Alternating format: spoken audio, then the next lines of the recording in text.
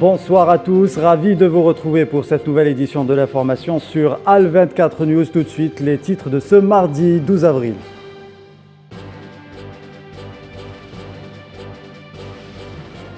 Attaque du régime marocain contre des civils dans la région entre les territoires sahraouis libérés, Saqiet el-Hamra et la frontière mauritanienne. Le ministère algérien des Affaires étrangères condamne énergiquement les assassinats ciblés commis au moyen d'armes de guerre sophistiquées par le Royaume du Maroc.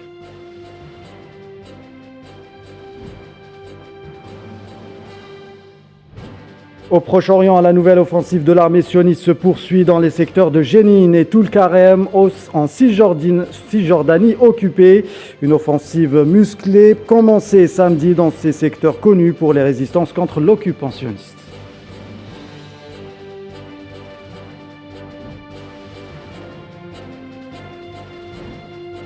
Russie, le président russe Vladimir Poutine et son homologue biélorusse Loukachenko en visite de terrain. L'occasion pour Poutine de saluer les soldats russes déployés en Donbass, qualifiés de courageux et efficaces.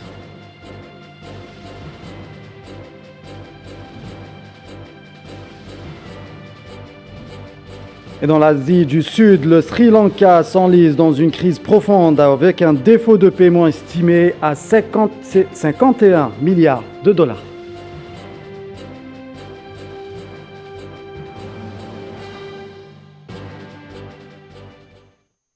Nous entamons donc cette édition par cet acte terroriste du régime marocain à l'encontre de 3 civils innocents ressortissants de 3 pays dans la région entre les territoires sahraouis libérés, Saqiet el-Hamra et la frontière mauritanienne.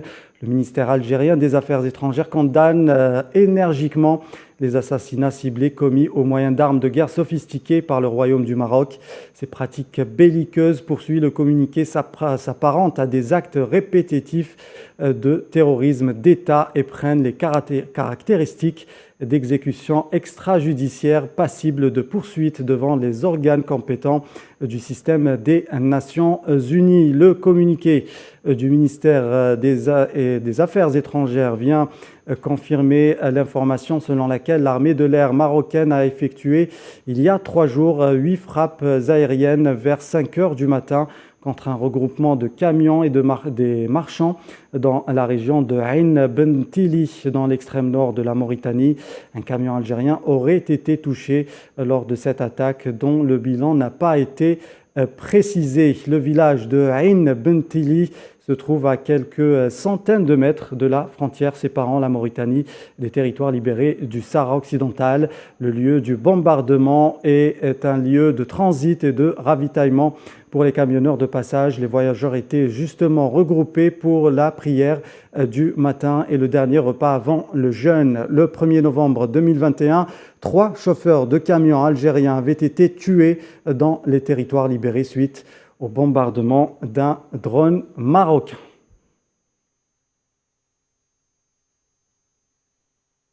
Et toujours sur le continent africain, Alger et Rome scellent leur alliance. Les groupes énergétiques algériens et italiens Sonatrach et Eni ont signé lundi un accord pour augmenter les exportations de gaz de l'Algérie vers l'Italie. Les nouveaux tarifs de vente du gaz à court et à moyen terme ont été fixés. Mohamed Ali Ben Chaban.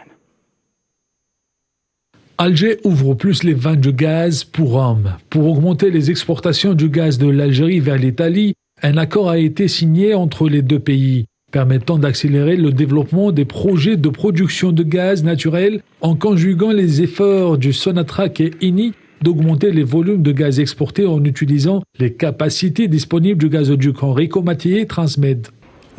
Nos gouvernements ont signé une déclaration d'entente sur la coopération bilatérale dans le secteur de l'énergie. À celle-ci vient s'ajouter l'accord entre Eni et Sonatrach pour augmenter les exportations de gaz vers l'Italie. Les niveaux des prix de vente de gaz naturel ont été fixés conformément avec les conditions du marché pour l'exercice 2022-2023 et aux clauses contractuelles de révision des prix. Le contrat de vente de gaz entre les 2 pays a été renouvelé en mai 2019 pour une durée de 8 ans jusqu'en 2027, en plus de 2 années optionnelles supplémentaires. L'Italie est le premier client du gaz de l'Algérie, d'où elle assure le tiers de ses approvisionnements. Elle en avait importé durant le premier trimestre 2021 un total de 6,4 milliards de mètres cubes, soit une progression de 109% par rapport à 2020. Par ailleurs, l'Italie est prête à travailler avec l'Algérie pour développer les énergies renouvelables et l'hydrogène vert. Eni, partenaire stratégique, réaffirme sa volonté de poursuivre ses investissements avec Sonatrach et de renforcer sa présence en Algérie. Et autre actualité sur le continent africain, cette annonce de l'Union européenne qui a décidé d'arrêter ses missions de formation et d'entraînement de l'armée et de la garde nationale au Mali. En revanche, elle restera au Sahel et se déploiera dans les pays voisins. Abdelkader Idrieff. Restreindre ses activités au Mali ne veut pas dire abandonner le Sahel. Ce redéploiement est motivé, selon le chef de la diplomatie européenne, Joseph Borrell, par la non-obtention de garantie de l'autorité militaire malienne. Une décision prise à l'issue d'une réunion avec les ministres des Affaires étrangères de l'Union européenne à Luxembourg. Donc on va quitter les missions d'entraînement.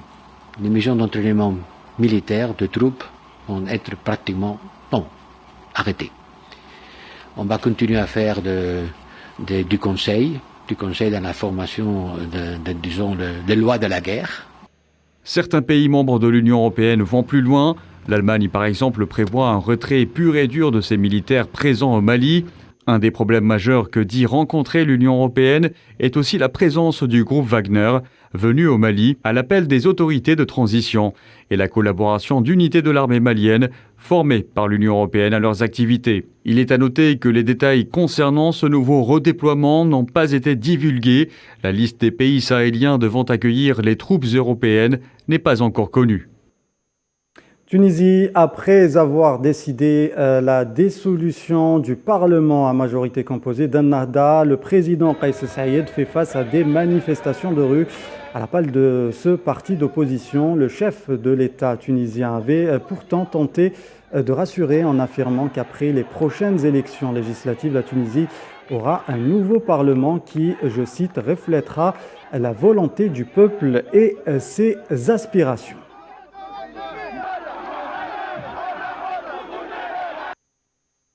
Et pour parler justement de ce mouvement de protestation, nous rejoint en direct de Tunis via visioconférence Karim Ben Saïd, journaliste tunisien. Karim Ben Saïd, bonsoir. Bonsoir. Alors, à votre avis, que dissimulent ces nouvelles manifestations à l'appel du parti Ennahda, d'autant plus qu'elles sont intervenues à la veille de la visite d'une délégation européenne en Tunisie? Alors évidemment, ces manifestations ne sont pas nouvelles depuis la chute, disons, du régime, du régime d'avant le 25 juillet, donc les mesures exceptionnelles. Et puis, comme vous l'avez dit, la dissolution du Parlement. Il y a eu quelques manifestations, énormément de manifestations contre ce que les opposants de Kais Saïed appellent un putsch, un coup d'État contre la démocratie. Alors, ce qui s'est passé, évidemment, il y a quelques jours, une manifestation à l'appel du parti Ennahda, le parti qui était majoritaire au Parlement. Évidemment, l'idée est de faire pression sur le gouvernement, sur Kais Saïed, sur le régime d'après le 25 juillet. Et vous avez évoqué cette délégation européenne. Et bien, l'idée, effectivement, est de faire pression, l'idée est vraiment de faire en sorte que l'aide apportée à la Tunisie par son partenaire de l'Union européenne soit conditionnée par un retour à la normale démocratique voulu par ceux qui étaient là au pouvoir avant le 25 juillet notamment, et pas que. Il y a évidemment des partis politiques qui n'étaient pas représentés avant le 25 juillet, mais qui s'opposent également à la conception de la démocratie de l'État selon Kais Saïed. Alors Karim Ben Saïd, le président tunisien prévoit aussi l'organisation d'un référendum modifiant la constitution le 25 juillet, puis des législatives le 17 décembre. Kais Saïed avait déclaré « Nous œuvrons pour un parlement national et purement tunisien dans lequel les députés représentent la volonté du peuple, contrairement au parlement dissous qui ne représentait pas l'intégralité de la société. » Karim Ben Saïd, que veulent dire les déclarations de Kais Saïed? Alors, comme je vous l'ai expliqué, en fait, Kais Saïed, en tant que président de la République, estime que nous n'étions pas dans une véritable démocratie. et qu'il y a une nouvelle conception de la démocratie, ce qu'il appelle être la construction démocratique par la base, c'est-à-dire que au niveau de 264 conseils locaux, il y aura des représentants qui seront élus directement par les habitants dans chaque IMED ou le plus petit secteur, disons. Et donc, c'est ce que voudrait faire Kais Saïd, et c'est la raison pour laquelle il va consulter les Tunisiens le 25 juillet dans un référendum pour voir si son projet effectivement reçoit l'approbation de la population. Il faut savoir qu'il avait lancé, le président de la République, une consultation en ligne qui s'est achevée le 20 mars. Il n'a malheureusement réuni un demi-million de votants, ce qui représente à peu près 6% du corps électoral. C'est une faible participation. Et effectivement, le questionnaire est composé de plusieurs volets, les affaires politiques, la qualité de vie, économie, développement, mais principalement le régime politique. Et donc, il n'y a pas eu une véritable adhésion dans ce projet, notamment dans la consultation en ligne. Il faut attendre le 25 juillet pour voir si vraiment les Tunisiens sont d'accord avec le président de la République et s'ils vont massivement voter le 25 juillet prochain lors d'un référendum pour changer la Constitution ou en tout cas une grande réforme de la Constitution. Alors, outre l'impasse politique, la Tunisie se débat dans une crise économique et on en est pour parler avec le Fonds monétaire international pour obtenir un prêt avec des conditions, n'est-ce pas? Alors exactement, depuis plusieurs mois, le gouvernement ou l'État tunisien est en discussion, en négociation avec le Fonds monétaire international pour obtenir un financement de sa trésorerie. Parce que, il faut le dire, l'État tunisien actuellement n'a pas les moyens de boucler son budget. Mais effectivement, le FMI s'attend à ce que cet accord soit accompagné aussi de concessions de la part de la Tunisie, de véritables réformes qui seront un petit peu douloureuses pour la population, notamment au niveau des subventions, au niveau de la gouvernance des entreprises publiques. Donc finalement, l'État doit serrer sa ceinture et dépenser beaucoup moins, ce qui est un petit peu compliqué à faire accepter par la population et notamment par la centrale syndicale UGTP. Et au niveau officiel, on parle du fait que le FMI exige que cet accord soit accepté aussi par les partenaires sociaux pour qu'il n'y ait pas de blocage et qu'il y ait une véritable application de ces réformes qui seront un petit peu douloureuses pour la Tunisie. Aujourd'hui, l'économie tunisienne est en grande difficulté, elle est en berne. Il y a une hausse des prix, il y a des pénuries, évidemment accentuées par un contexte international très compliqué et aussi par les conséquences de la crise de la pandémie de Covid.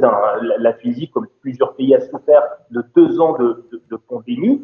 L'inflation est beaucoup trop grande. Il y a de plus en plus de manipulations et d'un ras-le-bol social au niveau de l'économie. Donc, c'est vraiment un véritable test pour l'État tunisien et pour Kais Saïd en particulier. Très bien. Le dossier économique. Merci beaucoup, Karim Ben Saïd, d'avoir répondu à nos questions. Vous étiez en direct avec nous depuis Tunis. Je rappelle que vous êtes journaliste tunisien. Merci. Toujours dans l'actualité sur le continent africain, l'armée nationale somalienne, soutenue par la mission de transition de l'Union africaine en Somalie, ont abattu 7 terroristes Chebab lors d'une attaque déjouée lundi dans le sud du pays. Les commandants de l'ANS menant cette opération ont déclaré sur la radio Mogadiscio que les terroristes avaient tenté de lancer une attaque contre une base de l'armée à Dinsour, une petite ville dans la région de Bey, dans le sud du pays. Au Proche-Orient, la nouvelle offensive de l'armée sioniste se poursuit dans les secteurs de Jénine et Toul-Karem en Cisjordanie occupée. Une offensive musclée commencée samedi dans ces secteurs connus pour leur résistance contre l'occupant sioniste. Le bilan, lui, ne cesse de s'alourdir. Tinine Al-Makassi. Le bilan des victimes à arrestation s'alourdit en ce 4e jour de l'offensive musclée menée par l'armée sioniste en Cisjordanie occupée. Mohamed Zakarna, un Palestinien de 17 ans, a été blessé par des balles lors de l'attaque à Jenin lundi soir et a succombé à ses blessures dans la nuit, ramenant ainsi à 14 le nombre de victimes déplorées, en plus de 20 personnes arrêtées, affirme le ministère de la Santé palestinien. Plusieurs quartiers et camps de réfugiés de Cisjordanie occupés sont dans le viseur des forces de l'armée sioniste, notamment les camps de Tulkerim et Jenin. Pour rappel, cet assaut sauvage intervient en représailles aux 2 opérations martyrs survenues il y a 2 semaines à Tel Aviv. De son côté, Antonio Guterres a exprimé sa préoccupation concernant le nombre croissant des victimes, dont les femmes et les enfants, dans les territoires palestiniens occupés. Face à cette recrudescence des violences, beaucoup d'observateurs craignent de voir se profiler le même scénario qu'en avril 2021, à Jaffa et à Sheikh Jarrah, du 10 avril au 21 mai de la même année. Pour rappel, à cette période, près de 256 Palestiniens, dont 66 mineurs, ont été tués. Plus de 1900 personnes ont été blessées et au moins 72 000 ont dû se déplacer, selon les chiffres des agences onusiennes. Et au Yémen, l'envoyé spécial de l'ONU, Hans Grundberg, est arrivé lundi à Sanaa. Il s'agit de sa première visite dans ce pays après avoir réussi à arracher une trêve entre les forces loyalistes et les Houthis en vigueur depuis le 2 avril dernier. Rim Boukhari. Cette visite de Hans Grundberg au Yémen, la toute première depuis sa prise de fonction en septembre 2021. L'occasion pour le diplomate suédois de superviser le cessez-le-feu en vigueur dans le pays depuis bientôt 10 jours. Un cessez-le-feu qui demeure fragile aux yeux des observateurs. Bien qu'il ait été largement respecté, ces derniers jours, les forces loyalistes et les Houthis se sont accusés mutuellement de plusieurs dépassements. Sur Twitter, l'émissaire onusien avait exhorté les parties à faire preuve de retenue et à poursuivre leur engagement. Cette visite de l'envoyé spécial de l'ONU pour le Yémen intervient donc à point nommé. Grundberg devra s'entretenir avec les dirigeants des Houthis pour le renforcement de la trêve et la possibilité de sa prolongation au-delà des 2 mois convenus. Sa rencontre avec Mehdi Hussein El-Mashat, l'un des plus hauts dirigeants Houthis, sera à cet effet très suivie. Une chose est sûre, cette trêve, qui pour rappel a été favorablement accueillie par tous les protagonistes, prévoit notamment l'arrêt de toutes les opérations militaires, ainsi que la réouverture partielle et contrôlée de l'aéroport de Sanaa. Elle offre surtout une lueur d'espoir au sein de la population yéménite meurtrie par un conflit qui a tué des centaines de milliers de personnes et plongé le pays dans l'une des pires crises humanitaires au monde.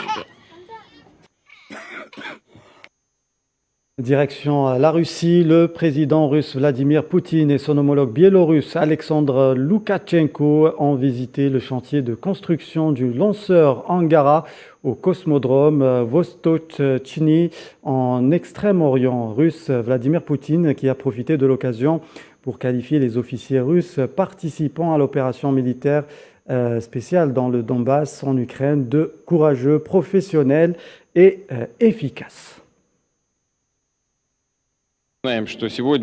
Nous savons que nos officiers qui participent à l'opération militaire spéciale au Donbass en Ukraine pour apporter une assistance aux républiques populaires du Donbass, ils agissent de manière courageuse, professionnelle, efficace et ils utilisent efficacement les armes les plus modernes avec des caractéristiques uniques et inégalées. Les dossiers ukrainiens, justement, les tractations se poursuivent pour tenter de trouver une solution au conflit. Après s'être entretenu samedi avec Volodymyr Zelensky, le chancelier autrichien Karl Nehammer était hier à Moscou. Nouad Belkhad. C'est avec l'intention de promouvoir l'idée d'un dialogue entre les 2 parties ukrainiennes et russes que Karl Nehammer a pris l'initiative de se rendre à Moscou, où il s'est entretenu hier avec Vladimir Poutine, une première depuis le début de l'opération militaire en Ukraine. Après 90 minutes de discussion, un timing jugé court vu la gravité de la situation, c'est un Karl Nehammer déçu et pessimiste qui quitte le Kremlin. Il avait en face de lui un président russe déterminé à enregistrer un succès militaire rapide. D'une manière générale, je ne suis pas optimiste suite à cette rencontre avec le président Poutine. L'opération militaire dans l'est de l'Ukraine est déjà bien préparée. Il semble décidé à aller jusqu'au bout.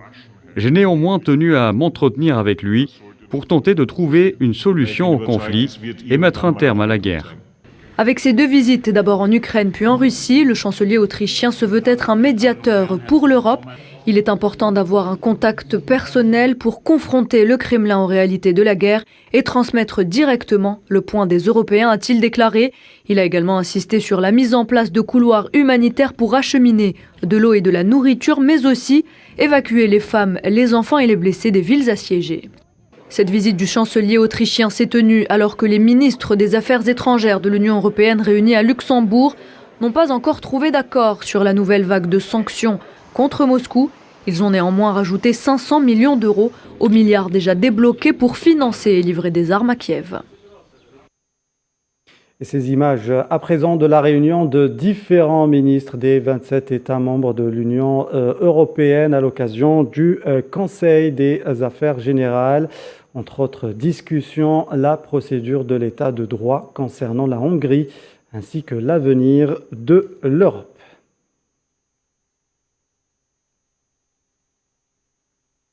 Les situations sur le terrain en Ukraine toujours aussi tendues au 48e jour du conflit alors que les forces russes continuent leur progression vers l'est du pays. Les autorités ukrainiennes disent s'attendre à une opération majeure. Sourila Kilal. Au 48e jour du conflit en Ukraine, les forces russes continuent leur progression à la conquête de l'est du pays, tandis que l'armée ukrainienne dit s'attendre à une offensive majeure sous peu. Les Russes maintiennent notamment leur pression sur la ville portuaire stratégique de Mariupol, où après 40 jours de siège, la situation demeure difficile. Le chef des séparatistes pro-russes de Donetsk, Denis Pouchiline, a lui affirmé que ses forces avaient conquis entièrement la zone portuaire de Mariupol. La prise de Mariupol permettrait aux forces russes de consolider leurs gains territoriaux sur la bande côtière le long de la mer d'Azov en reliant les régions du Donbass à la péninsule de Crimée. Selon les autorités ukrainiennes, des dizaines de milliers de personnes seraient mortes à Mariupol. Si ces chiffres venaient à être confirmés, il s'agirait du bilan le plus lourd depuis le début de l'invasion russe le 24 février dernier. Dans leur avancée vers l'est, les forces russes ont fait tomber la ville de Volnokhava, située entre Donetsk et Kiev, après des semaines de combats acharnés. À Kharkiv, deuxième ville d'Ukraine, les frappes ont redoublé se rapprochant du centre-ville. Le maire a d'ailleurs appelé tous ceux qui vivent encore dans cette grande ville du nord-est à se mettre à l'abri. Toujours présents sur place, des civils ont fui les régions de Louhansk et de Donetsk ce mardi à bord de 6 trains d'évacuation mis à leur disposition. Selon le HCR, plus de 4 millions de réfugiés ukrainiens ont fui leur pays depuis le début de l'invasion russe. Et cette guerre menée par la Russie en Ukraine va avoir un impact significatif sur la croissance du commerce mondial cette année, freinant par la même occasion la croissance du PIB mondial. Selon la directrice générale de l'Organisation mondiale du commerce, OMC, Ngozi Okonjo-Iweala, que je vous propose d'écouter.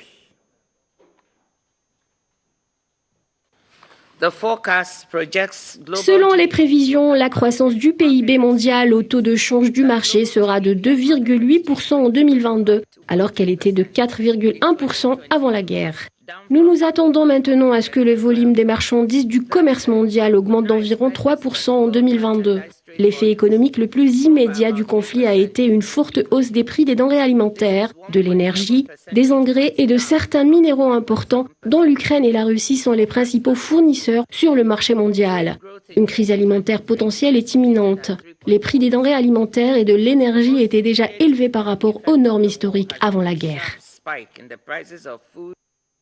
Nous restons en Europe, présidentielle en France, cap sur la gauche pour les deux adversaires Emmanuel Macron et Marine Le Pen, lorgnant notamment les électeurs de Jean-Luc Mélenchon qui pourraient, selon les analystes, faire la différence au second tour. Les deux prétendants s'affrontent sur le terrain du pouvoir d'achat, sujet de préoccupation numéro 1 des Français. Le candidat président multiplie les déplacements depuis dimanche. Il s'est rendu dans le Grand Est au lendemain d'une tournée dans le Nord sur des terres populaires qui ont voté massivement Marine Le Pen au premier tour. Macron a d'ailleurs été accueilli par un bain de foule, comme le montrent ces images. améliorer nos conditions de alors, bien sûr, donnez-nous les moyens de sauver, de soigner les gens dans le respect. Ils souffrent. Le problème, on ne peut pas les prendre en charge tous. Donnez-nous les moyens, ouvrez des lits. Tournez vers Margaret Thatcher. Non, on est loin. Voilà. Direction l'Asie du Sud, le Sri Lanka s'est déclaré en défaut de paiement ce mardi sur sa dette extérieure de 51 milliards de dollars, alors que l'île fait face à la pire crise économique de son histoire et que le président est confronté à une vague de manifestations exigeant son départ. Mohamed Amin Aberkan.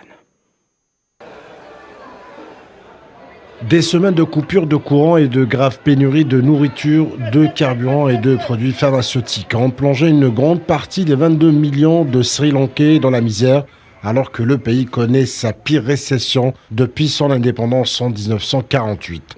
Le défaut de paiement de la dette qui s'élève à 51 milliards de dollars a poussé le gouvernement à suspendre les remboursements pendant une période intérimaire en attendant une restructuration ordonnée. Selon le gouvernement sri-lankais, cette mesure d'urgence est un dernier recours afin d'éviter une nouvelle détérioration de la situation financière de la République. La crise due à la pandémie de Covid-19, qui a privé le pays de sa manne touristique, a été aggravée par une série de mauvaises décisions politiques selon les économistes. Le gouvernement a imposé une large interdiction des importations afin de préserver ses réserves de devises étrangères et de les utiliser pour le service de dette dont il s'est maintenant acquitté.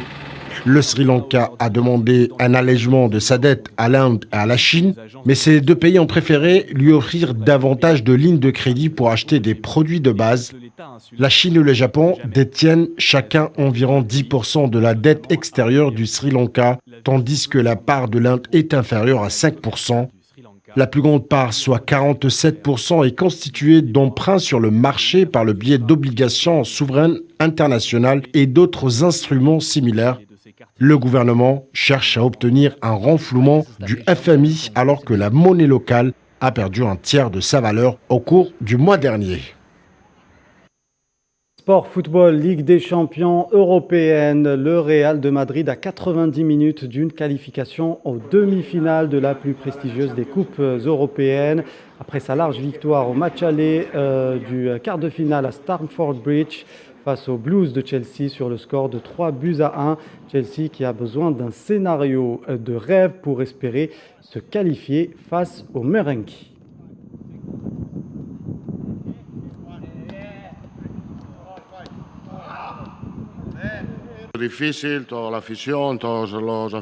Ça sera un match difficile, tous les supporters vous diront que ça sera un match difficile, comme le sont tous les quarts de finale de la Ligue des Champions.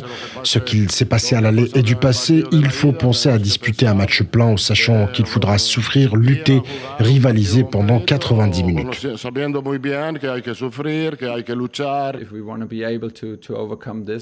Il nous faudra rien de moins qu'un scénario de rêve si on pouvait être capable de surmonter ça. La tâche est incroyablement difficile. Le défi est incroyablement difficile aussi, compte tenu du résultat du match aller, de l'endroit où on joue, de l'adversaire et du niveau de la compétition. Mais il est toujours permis de rêver. Dans l'autre quart de finale, le Bayern de Munich affronte Villarreal, méconnaissable sur le terrain, bousculé à Villarreal. Score final du match aller, 1-0 en faveur des Espagnols. Le Bayern de Munich doit puiser dans ses ressources ce soir pour éviter la cruelle désillusion d'une élimination contre un adversaire présumé plus faible.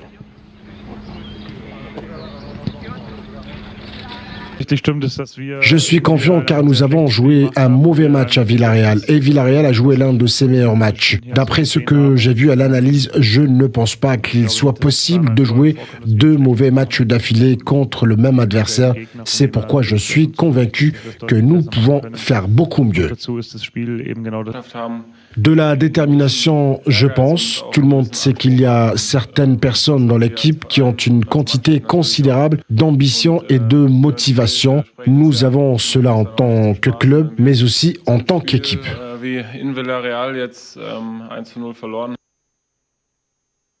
Fin de ce journal, merci de nous avoir suivis. Tout de suite, ne manquez pas l'info du ciel, la météo présentée par Amel Hamzienne Zitouni. Bonne suite des programmes sur Al24 News.